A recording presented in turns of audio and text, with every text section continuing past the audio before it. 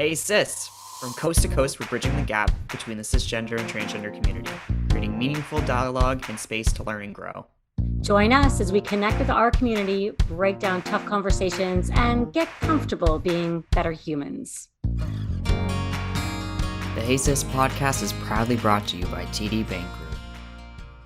Hello and welcome to Hey Sis. We've seen a huge jump in listenership this season, and we want to do a big shout out to all of you. Thanks for tuning in, downloading, and taking an interest in going beyond binary with Sid and I. We're also doing a little celebrating over at Simply Good Form. We are literally over the moon with hearing we've been named finalists in the Halifax Chamber of Commerce Best New Business 2023 category.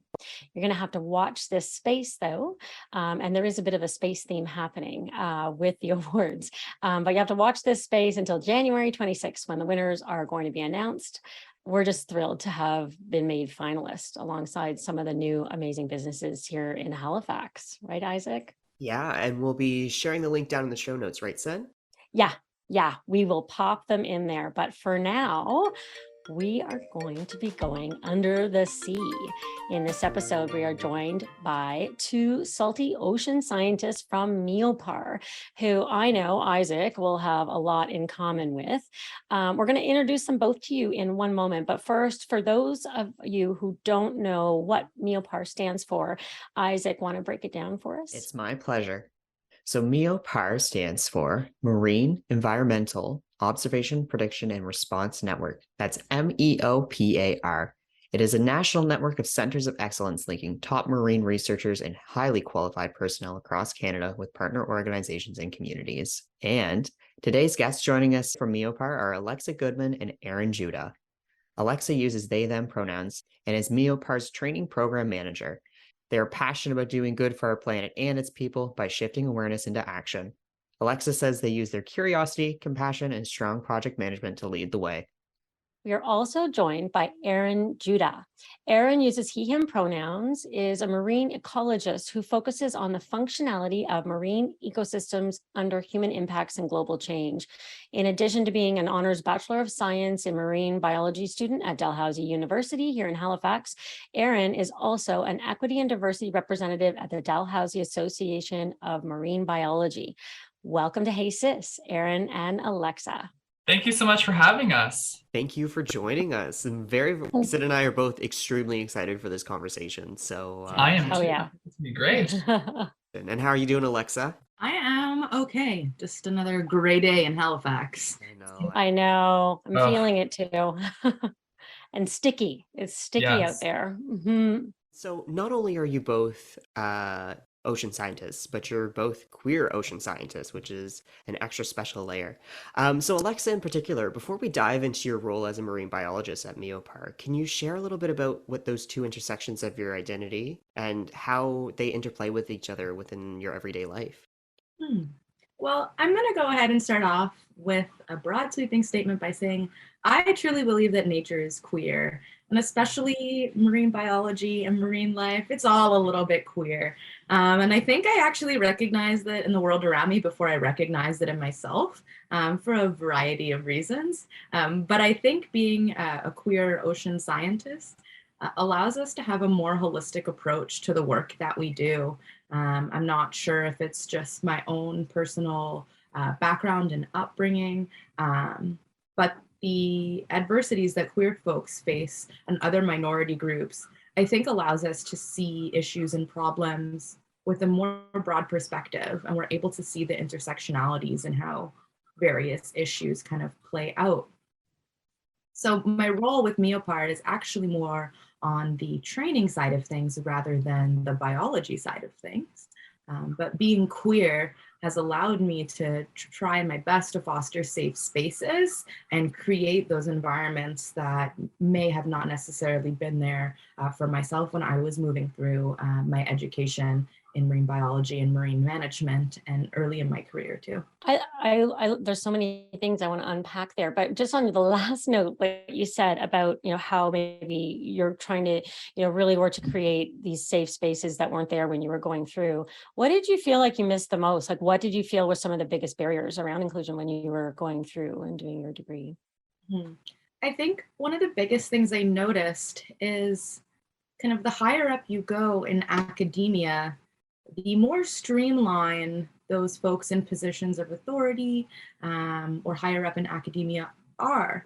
Not necessarily seeing as many openly queer scientists was really challenging, although I am proud to say that Dalhousie actually does have, I think, a really strong representation, at least in the biology department for queer professors and teaching associates and all of that.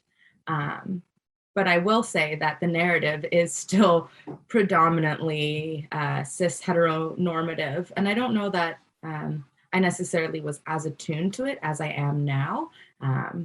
But I think had I have been more aware of my identity as I was going through school, maybe I would have noticed more barriers. But I think I was really focused on my studies at that point in time. No, it makes perfect sense. And I'm going to ask this question to both of you because this is one of my favorite questions to ask queer individuals who work within STEM, in particular in sciences.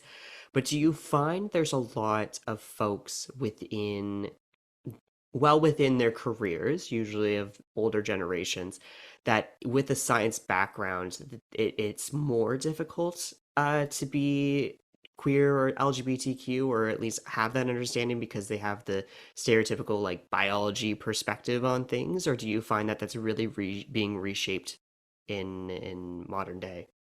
I guess I can take a first stab at this. I'm still kind of going through the whole process of, undergraduate and everything, and I've been able to interact with a lot of different professors, and I feel like it is changing. I feel like professors now have a lot more of an understanding of gender and of the biological associations of gender.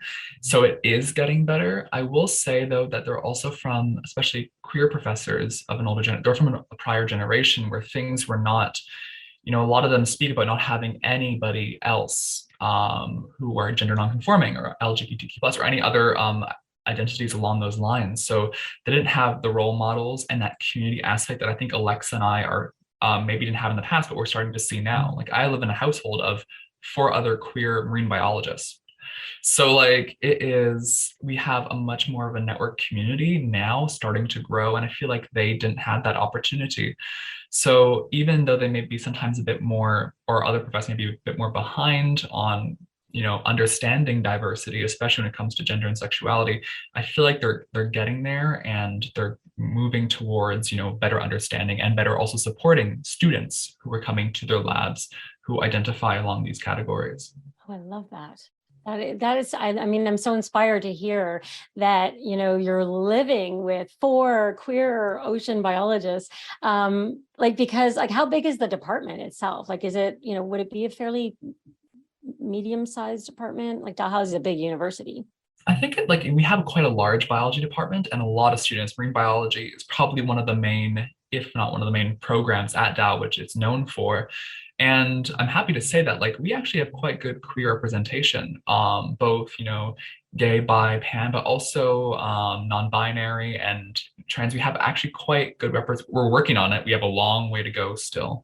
But my best friend's also queer marine biologist. So we find each other and we find ways to support each other. And there was actually a recent conference here in Nova Scotia, which was directly focused on queer Atlantic Canadians in STEM, which I think was amazing to be there and be among all these other queer scientists, and many of which were from Dow and St. FX and Mount St. Vincent and Acadia. So we had a really, the community is growing and more people are starting to connect. And I think that's why we're seeing a bit more representation, but again, we still have a long way to go. So I'm going to jump in there because that was going to be one of my questions, and now I have you and I can ask you how the conference went, because I think I mentioned this to you that I've gone to that conference for, oh goodness, since 2019, 2018. Yeah, and it's been fantastic and it's grown exponentially. And I mean, since COVID has had to go online, now it's back in person, but how'd it go? Oh my gosh, I was in heaven. It was So I presented some of my work on reef fish there, and it was a blast. Landon did a fantastic job at organizing everything. We had such amazing speakers, many amazing trans professors as well, which was so awesome to see. And we had an amazing panel about the pros and cons of being queer in science. We had amazing talks from people not only from gender and sexual orientation minorities, but also along race as well. So that was really interesting to see that intersectionality represented at the conference. And it was just very cool to also see the diversity of stuff that queer people are working on. We had everything from, stars and astronomy and planets to, new AI technologies and cancer treatments to my area, which is marine protected areas, and even stuff directly on queer culture and queer studies like queer nightlife, and as well as relationships. So we had so much, and that was really amazing to see that queer people are working in every different field, and we're starting to make waves, and we're starting to make a difference. And I think that's what Alexis, putting back to what Alexis said, we have a holistic understanding of certain things, and I feel like we have a voice that's useful and should be heard in all disciplines. And I feel like we have something to bring, and that was really demonstrated here. Yeah. And just for listeners too as well, so the conference that Aaron is referring to is the QET Can STEM colloquium. I believe, trying to grab the dates here, it was October, I believe, 19th to 21st or 20th to 21st at Mount St. Vincent University. It was, I think, just the other week. But what we should do is we'll put a link in the show notes to it because it's an annual event. And we should definitely be there next year. I mean, I would love to, connect with some folks there and hear what they're doing. I think that would be great. Can I jump in there, Aaron, and ask, so when we're talking about then the intersections of your identity and what you're bringing into science from your background, so you are Indian, Italian, and Middle Eastern, and you're also bi-religious. So you're from Toronto. Were you born in Toronto, or did you move over? Yeah, so I was born in Toronto. My mom's side is Italian, so my great grandmother was born in Italy, but they moved over in the 20s. My dad is born in Mumbai, India. But the Indian community, the Jewish Indian community in India has been there for over 2,000 years. We are originally from Israel and Judea. We came over due to a shipwreck because we weren't too great navigators, or we were most likely escaping the destruction of another temple at the hands of the Romans or another group coming in to conquer Jerusalem. So we escaped 2,000 years ago, and we set up shop in Mumbai. And way before Mumbai was a thing, the villages on the Konkan coast of India, and we're called the Ben Israel. So we're an ancient tribe of Jews who ended up in India, and now we've moved all over the world. Not many are left in India, but everyone's kind of moved over to Canada, the US, UK, Israel. So that's where I'm coming from. And my mom is Roman Catholic, dad is Jewish. So I was raised along those religions. And also being Indian, I also got quite a lot of experience with Islam, Buddhism, and Hinduism, because those are primary religions of India. And I have many family members who practice those religions, and I have many friends who do as well. So that was also a really good upbringing to kind of see all of those things come together, which India is one of the most diverse countries in the world. And I think the Western nations could learn a lot from India and other Eastern nations, especially. And so with your studies and that, it's taking you around the world and doing a lot of diving. You're both avid diving, researching that way. I love the photos you sent, and we'll put them in the blog because they're super awesome. But so all of those intersections then, and also being gay, has that impacted like the travel that you do, like in the dives in different locations? I'm just wondering, if you could share a little bit about what that, the layers of your identity there and how that maybe impacts the studies as a world diving traveler. I think I've been very fortunate to be able to travel around the world for my research, and also to visit family and that kind of thing. And I feel like I have to take my identity wherever I go, and with that comes various issues and sometimes benefits when I travel. So for example, I have done field work in countries where it's very accepting to be gay. Canada is one example of that. But I have done field work in countries where it's taboo or not accepted. So that has had me to change the way I present myself to the world, and also how I interact with my colleagues, but also local communities. So I feel like although we can provide really interesting perspectives to where we work, and although it gives us this extra set of dimensionality when we go to these places.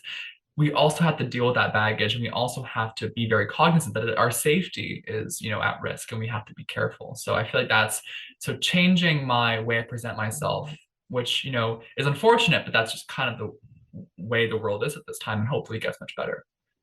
So it's a little bit, yeah. I mean, obviously the elements of the diversity are like the elevating piece, and that brings so much more into everything that you do. But it can be, if I'm understanding you right, like it can narrow and be add to the layers of the the challenges around that, those levels.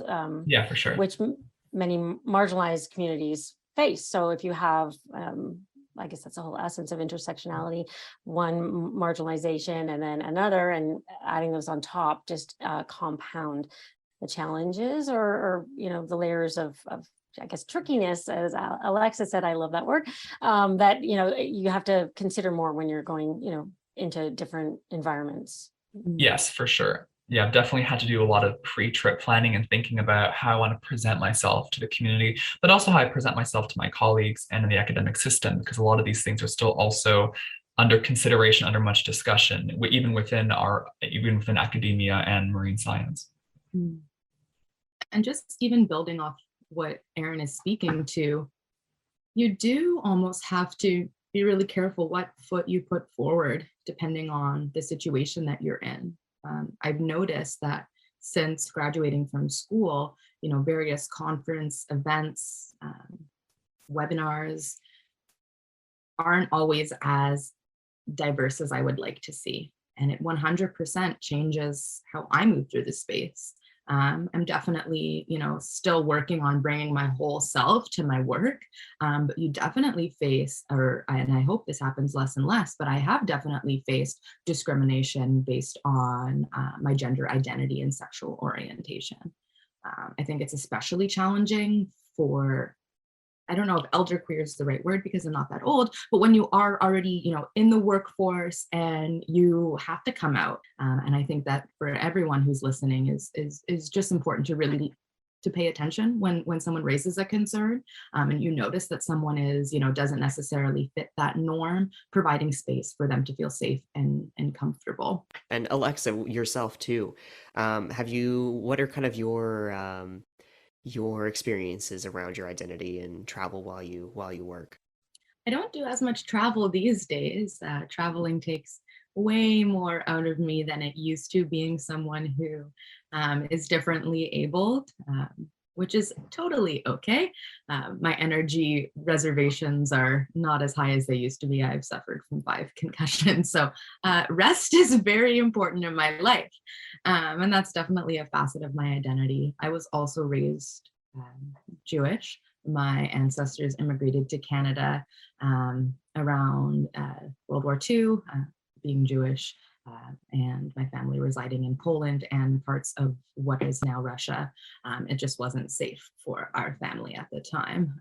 I'm no longer someone who really practices the Jewish faith. I'm much more of a spiritual person, but I have the most respect and very profound understanding of my upbringing, and I'm still very proud to be Jewish. But definitely it has affected, I think, how I move through the world. And again, going back to how I communicate and the spaces that I create. I remember growing up being almost triggered around the holidays, when people would say, Merry Christmas, like have a great Christmas, and just really feeling like I wasn't seen.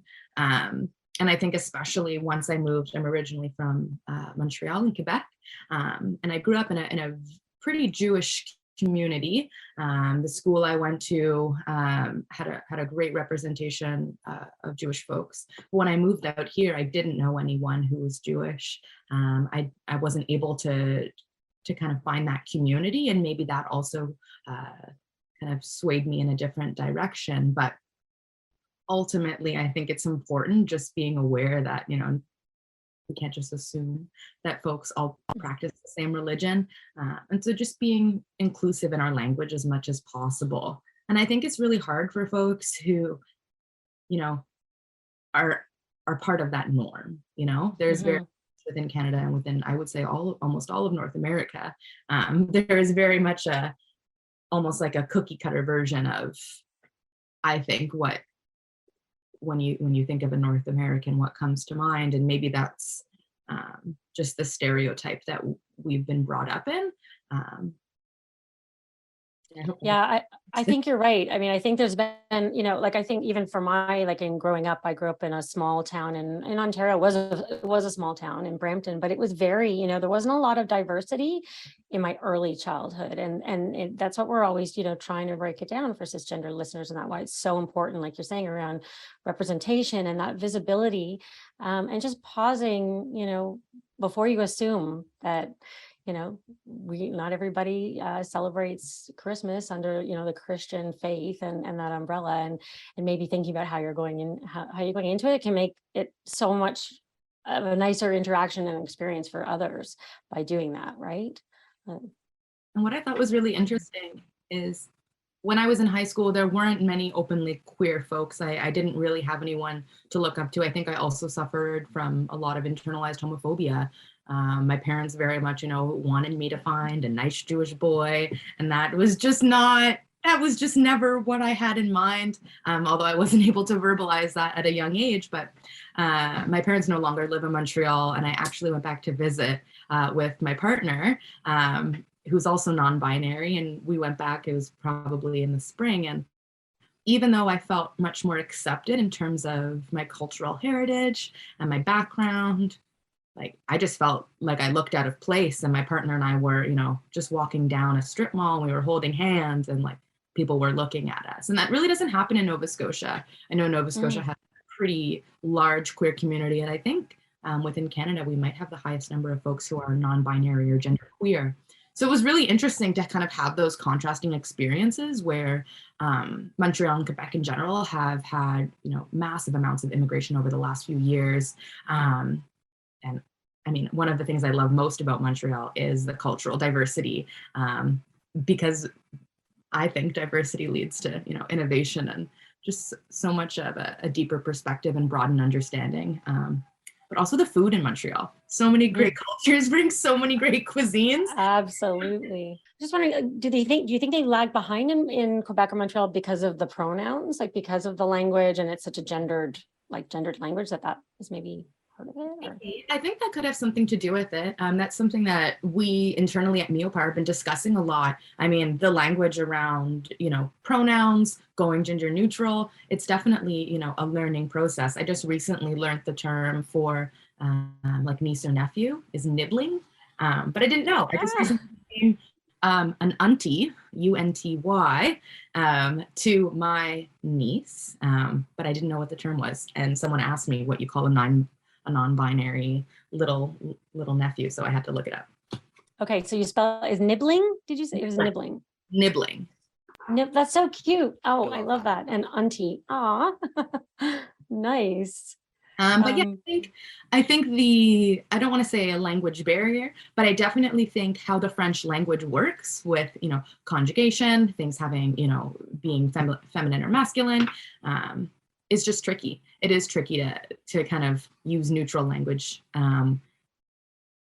with a language that's inherently binary. I always thought it was really weird that a chair could be feminine and a cat is feminine, but it's just, I know it makes sense to some people, but my brain just had a hard time conceptualizing that. Yeah, no, and it's really interesting too, because like I find the French language in particular really tries to define things into boxes. And one time I had a French teacher, and I was like, why is something like masculine and why is something feminine? And even she was like, well, I don't know. And I think she said feminine words are things that can like explode, and then masculine words are things that don't. And I was like, okay, no. Like this is that, no.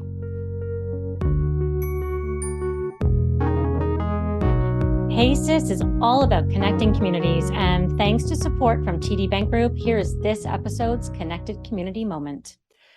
Okay, listeners, we want to hear from you. Head over to our socials or click the link in the show notes to hop on over to Facebook or Instagram and help us build an ocean identity word cloud.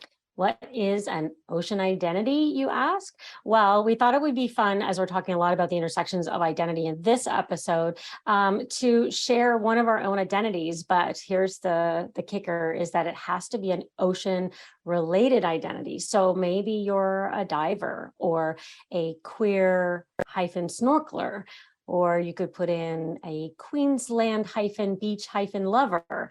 If you hyphen your two words, it'll become one word in word cloud, which is my what I'm saying there. So anyway, head over there and let's build a word cloud this month that is highlighting our amazing identities that are ocean based, and get connected with some ocean themed fun. We always invite your feedback and thoughts, and you can email them to connect@heysis.com. Link is also in the show notes. This has been a Hey Sis and TD Bank Group Connected Communities moment, because inclusion matters.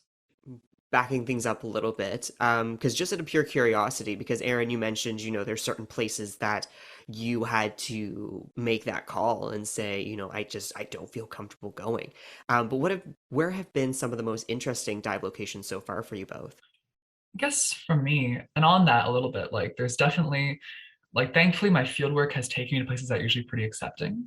When I referred to that, I was referring to opportunities for graduate school where I've had to make decisions and not even applying because of that.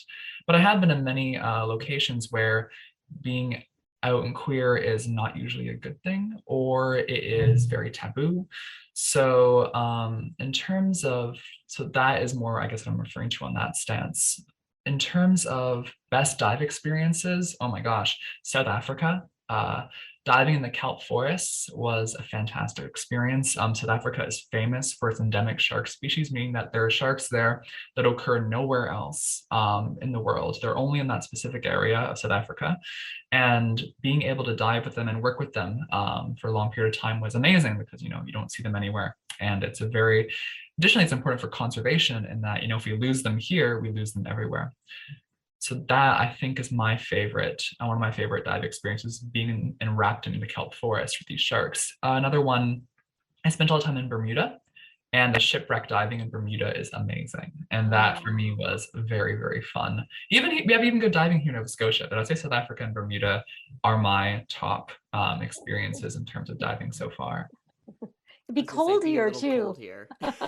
I went diving last weekend for some kelp field work, and it actually wasn't terrible. I was in a dry suit, so thankfully I was dry. Well, it leaked, but I was dry the entire time, mostly. So that helped dealing with the cold. So Alexa, what about you? Favorite dive location or experience? That's hard to choose favorite dive location. Most of my dives have been in the Caribbean. I'm really fortunate to have been able to travel quite frequently there. But one of my favorite stories that I tell people probably too many times, this was when I finished my master's degree. I ended up going on a trip with my dad. He's had a few bucket list trips, but he really wanted to go to Freeport to visit Exuma Sound. But anyways, we had really rough weather the first 2 days. Our dive trips got canceled, so our spirits were a little bit down. But then we were finally able to get out the next day, and we were super stoked. And I usually dive with a GoPro, but for some reason, when I jumped in the water, the GoPro froze, and it froze emitting Bluetooth signal. But it was emitting Bluetooth, but I couldn't record. Anyways, we're going about our business. We're diving on the reef. And two folks jumped in the water. They're dive masters, but they were kind of spearfishing, not with the group, at a reef roughly 40 feet deeper. So they jumped in 10 minutes before us. And the whole dive, I kind of felt like something was watching me. I don't know if you've ever gotten that feeling, Aaron, where something just doesn't feel right. And we go about our dive. We're kind of circling back along the reef, getting ready to go back to the boat. And I noticed a piece of fishing line that was caught up in a reef. And my master's research focused on ghost gear, commonly called abandoned, lost, and discarded fishing gear. So I was right in my element, and I, flagged my dad and the dive master over, and we were working together to remove this fishing line from the reef. And just as we're kind of balling it all up, and the dive master was shoving it into his BCD, which is the vest that helps you control your buoyancy and attaches your air supply to it. I kind of look back, and all of a sudden there are 6 reef sharks circling us. And I've seen sharks on dives before, and I have no problem with them. But usually they're kind of just like cruising past you, they're doing their thing, but these sharks were hungry, and I was nervous. I kind of had a little bit of a like, oh no. Are they big? Are they big or small? Like how? Reef sharks can get pretty big, but they're on the smaller side for sharks. The largest one I think that we saw was maybe 5 or 6 feet, Okay. which was There's like 6 of them. yeah. So my dad runs out of air, and he is doing his ascent back to the surface. And at this point, I was going to wait down a little bit longer. And so I'm watching my dad go back to the boat as these sharks are circling us. I see my dad kind of getting closer, and I still have my GoPro. And I think that because it was stuck with the Bluetooth transmitter on, it was confusing the sharks. And I'm really bummed that it was off, because one of them was making a beeline straight for me. And I kept my cool, and I used the GoPro, and I kind of just pushed the shark away, and it kind of swam off, and that was it. Anyways, after we surfaced, we realized that the sharks were hungry from the spear fishermen, or this folks spearfishing 40 feet below, and they were curious about the lionfish, which is an invasive species that they were targeting. And obviously they did not give up their lionfish. So then they came to us thinking that maybe we had food, or that we were food. But needless to say, everyone got back aboard the boat. We were all safe. And that's a story I'll never forget. And I do still wish that my GoPro would have been working, because that would have been super cool. And terrifying. Could you Oh. imagine? Oh my goodness. I'm sitting here like, No. oh, and I love learning about ocean animals, but oh my goodness, I have such like a very irrational fear of like deep water, and I could not imagine. I'd be peeing myself. So amazing. Oh my gosh. Were you both, Aaron and Alexa, were you both at Dal for all of your degrees, or did you go to other universities and experience, inclusive or not inclusive environments in other particular academic situations across Canada? Or? I did my undergraduate degree and master's degree at Dalhousie. So I did a Bachelor of Science in Marine Biology and Sustainability, and then a Master's of Marine Management. But my work has always been very focused, or at least my research was focused very heavily on the commercial fishing industry. So I spent a lot of time in remote fishing communities across Atlantic Canada.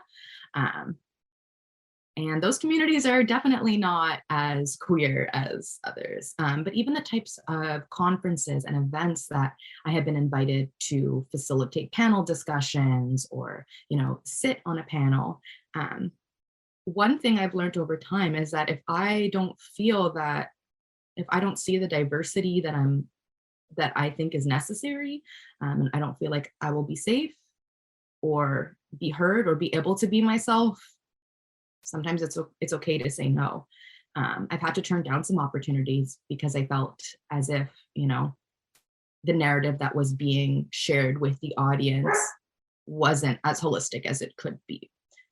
I've also just straight up, asked what's your stance on equity, diversity, and inclusion? How are you trying to make this event accessible? Have you considered this, this, and this? Have you spoke to this person? I think they would be a great addition to your panel.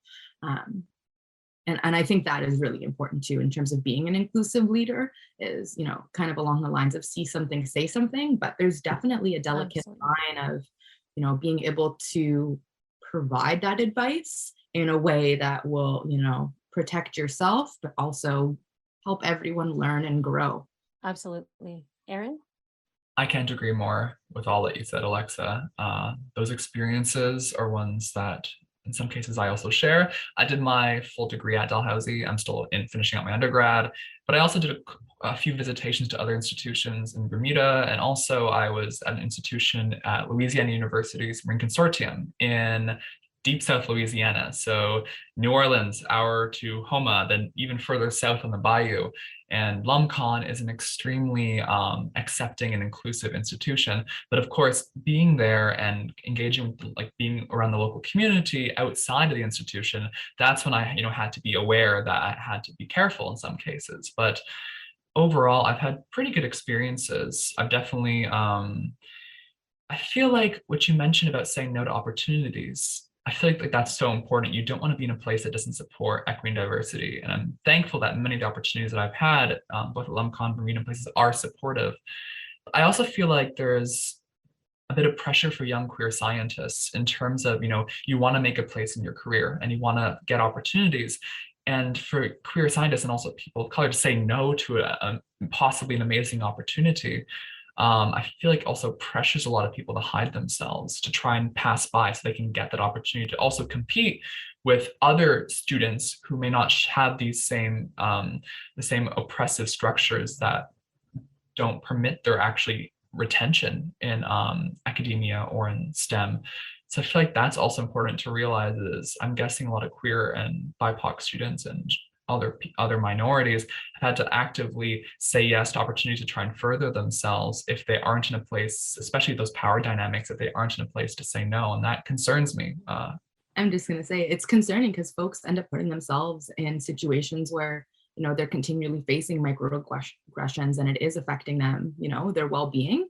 And it's unfortunate. And I hope that this trend is changing, but I think a lot of diverse folks, whether that be in terms of, race, gender orientation, sexual orientation, end up leaving the ocean sector and STEM in terms of actual employment, because it is very hard to, for lack of better words, get ahead as, someone who doesn't fit the norm in this industry. And I do think it is changing, but there are definitely still struggles. And what Erin said, when you turn down an opportunity, sometimes it does leave a sour taste in folks' mouth. And it might not necessarily be anything directly about, that organization or that other, whatever the situation be, but definitely a fine line sometimes, and an added pressure that comes along with being queer. Well, when you take on an event or an opportunity too, you want to be able to experience it fully and not have to be educating everybody when you're there as well, right? You just want to be there, and I think that's probably hard as well if they, it's put back on you to also say, okay, well, this is what a safe space looks like. It can take away from actual being present in the moment. Yeah, and I know as a queer person myself, I have seen multiple times folks be, I wouldn't say the word belittle, but at least dismissed to some degree for declining an offer because that individual is like, oh, well, I'm, coming to you as a marginalized community, you should just be taking any offer that you can get. Like, you should be proud that people are seeing your work and acknowledging the work that you've done. But the individual, the queer or marginalized person, needs to then look at themselves and be like, is this actually worth my time? Is this worth my safety? Is it worth my security? There's so many factors at play that, non-marginalized individuals don't think about and don't have to think about because they haven't had to think about it. And I find that comes up so much more in academia than any other spaces because we're just trained to just be like, take every opportunity you can get and then run with it. But that can't always be the case, especially for, BIPOC and queer and disabled people. I feel like now that I'm, applying to graduate schools, every supervisor I've talked to, I've actively asked the question, like, where do you stand on equity and diversity? Do your lab meetings talk about equity and diversity? What is the student community like? How are your relationships with local Indigenous communities? Like, these are questions that I have to actively ask and be like, where do you stand? Where does the department stand? If I talk about my work in equity and diversity, how does that fare for my application? How do people react? How will your admissions process? And because in some cases, a lot of universities, people who admit, and sometimes the professors who are deciding things are very cis, het, old white men, and that is very unfortunate. So I think it's become part of my interview process for professors and future supervisors in, where do you even stand and where does your lab stand? And are you discussing these things? I was just wondering, Erin, and I know Alex, you want to jump in there too, but have you ever had when you ask those questions, like have you ever had a negative response or perhaps a tonal change in the conversation? No, surprisingly, it seems that like I have always been met with, and I would talk to the supervisor. I'd always also back these up with the grad students as well. Like, where does the department stand and where does the supervisor stand? And from what I've seen from everybody, it's actually quite amazing. Of course, everyone prefaces that we have a long way to go. These are some, systemic issues that still need to be solved, and these are some things to be concerned about and things we're working on. But I feel like now, in 2022, especially post the BLM protests, post a lot of the other major equity diversity kind of events or tragedies we have seen around the world, I feel like universities and institutions, and especially the younger professors, are taking notice and be like, we need to be an equity supporting institution. We need to support our students because people from diverse backgrounds make it better, and they realize it. And I feel like there is no room anymore to be not inclusive, and there's no room anymore, or no kind of excuse to have, for example, an all-white, all-male department anymore. That is no longer a thing that should be excusable at all. And I think everyone noticed that now. You're absolutely right. And I think it's like 54% of Gen Zers know someone who uses gender neutral or neo pronouns, like gender neutral pronouns, non-binary pronouns. And so, there's no space left for that kind of behavior. Alexa, sorry, you were going to jump in there. Yeah, and I was just going to say, I'm really glad, Erin, that you've incorporated that into your interview process. Being someone who's an early career ocean professional, and I'm part of ECOP Canada. So I'd encourage anyone who's listening who is an early career ocean professional, that means you're within 10 years of your career, to join ECOP Canada. But to ask, like, future employers, what are your stances, or what is your definition of equity, diversity, and inclusion? What does that look like in practice? Asking those questions, and then doing a little bit of investigation. I think folks who are with it, and you're able to tell when something is performative versus when something is true allyship. And that is really important as well. It's not just about, it's about making sure that you're putting yourself in safe spaces and making those choices strategically. I like that. Yeah. At the end of the day, if you're applying something or going to a job or a position, this is benefiting you and your life and your future, which you want has to be a safe space for you. So it is important to actually test the waters and see, is it going to be a safe space? Because you don't want to be miserable in a place that's not supportive or not accepting, because that is a horrible and isolating experience. And I feel like we all need to, unfortunately, it's annoying that some of the work falls to us as these communities, but in some cases we have to be careful about ourselves and protect ourselves from possibility of those types of things.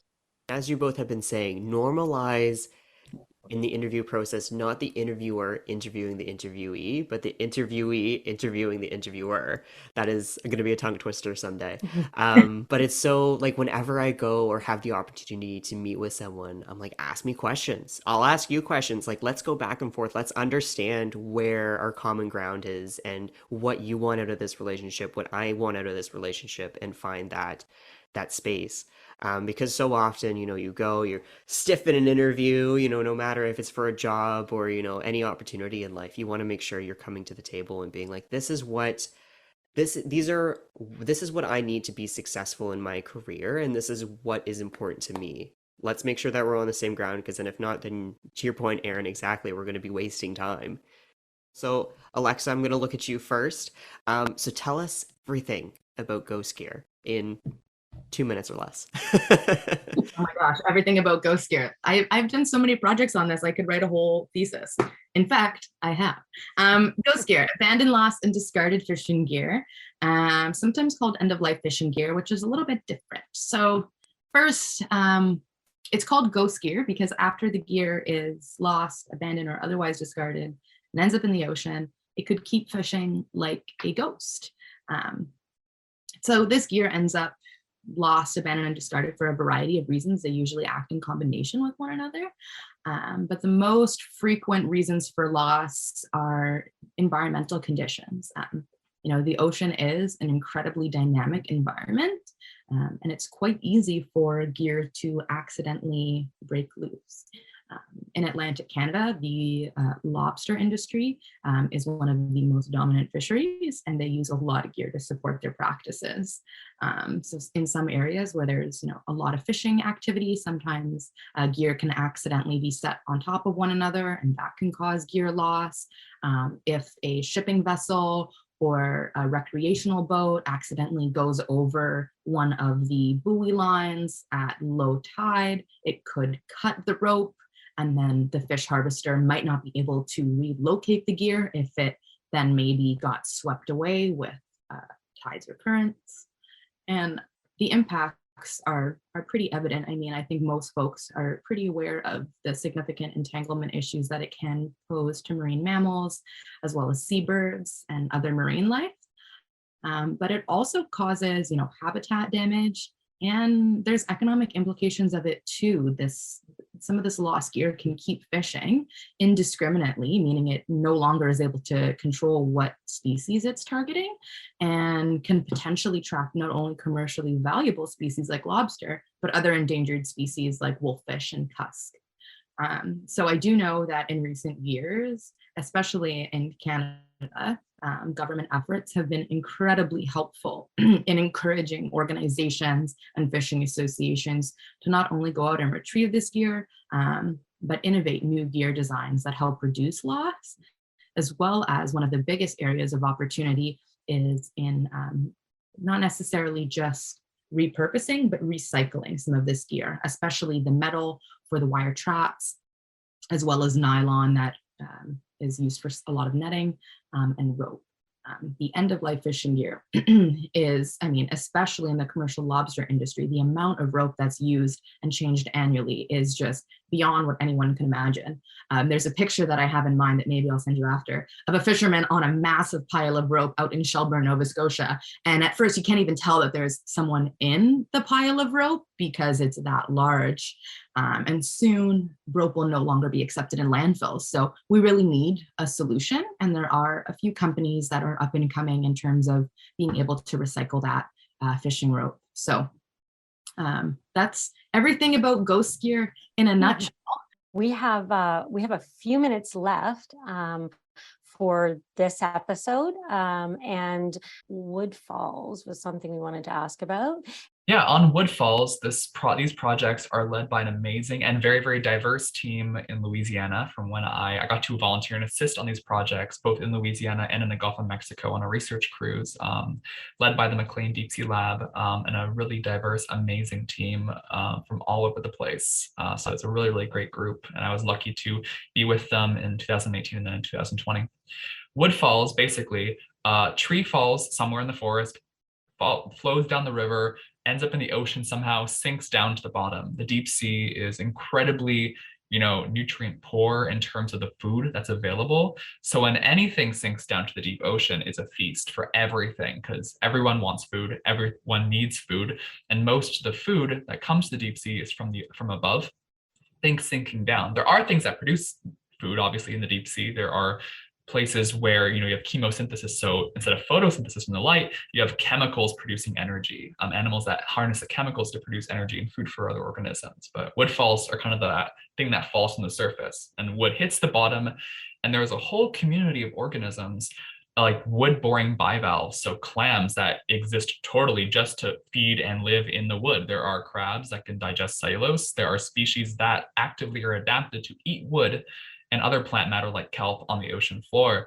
So these ecosystems are weird pulses of energy that come down, and it's all this carbon and nutrient availability. So many species on the deep ocean floor have adapted to feed on falling wood, and that is some of the stuff that the amazing people at LumCon and all over some of the other coordinating institutions are looking at. And I myself, I'm now doing some deep sea research that uses some other woodfall data, which I'm really excited to get back into. That's cool. So that would be then a lot like where there's the river systems flowing out to the ocean. So that's where you were speaking about being in the bayou and that in New Orleans. So in terms of the rivers, like our work in the Gulf of Mexico, as I was volunteering with them and assisting with them, of course, the Gulf of Mexico receives major river output from the Mississippi, right? So we have a lot of plant matter coming from there. So we have a lot of woodfalls there too. So that is really important. We get deep sea woodfalls. We also have shallow water woodfalls, and we still have so much to learn about how wood actually, there are organisms at the bottom of the ocean, 2,000 meters down, that feed on wood. And there's a lot to learn from that. That's super cool. You too, like Yeah. your sciencey minds. So much, Thank you Erin. so Really- much. yes. Thank you so much for having me. I really appreciate this. Fantastic. I do want to plug that MEOPAR's annual network meeting is coming up towards the end of November. So there are lots of sessions that I think will really speak to folks in the STEM realm. But we're also hosting a workshop with Simply Good Forum on Beyond the Binary Bias. So I'm really looking forward to that and encourage anyone listening to tune in. You can find more info at meopar.ca. But I just want to appreciate you taking your time out of your day today, Alexa, to join us, and you too as well, Erin. And we will definitely have you both on together again in the next coming months. Yeah, Thank you. That's all the time we have today, folks. Thank you for joining us for another episode of Hey Sis. The conversation doesn't have to stop here, though. If you would like to get in touch with us to ask us a question or share your story on a future episode, you can email us at connect@simplygoodforum.com or visit us on our website at www.heysis.com.